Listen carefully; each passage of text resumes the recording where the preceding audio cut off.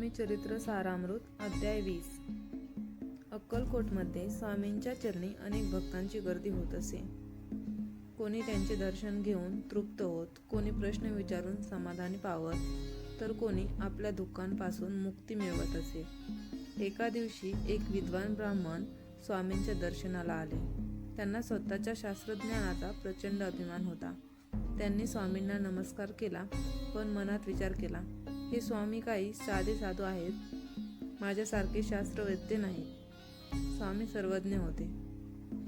त्यांनी त्या ब्राह्मणाचे अंतरंग जाणले।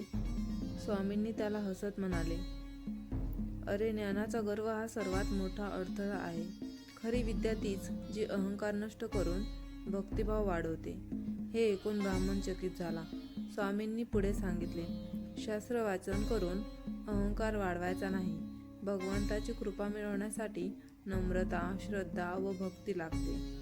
जसे समुद्राकडे वाहणाऱ्या नद्या स्वतःचा प्रवाह सोडून जातात, तसेच सर्व विद्या आणि ज्ञान हे भगवंताच्या चरणी विलीन झाले पाहिजे। ब्राह्मणाला आपली चूक समजली।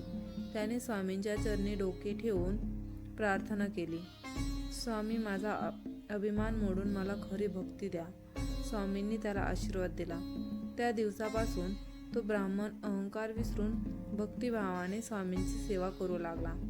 या अध्यायातून अशी शिकवण मिळते की विद्येचा गर्व धोकादायक असतो। ज्ञान मिळाल्यानंतर अहंकार वाढू नये।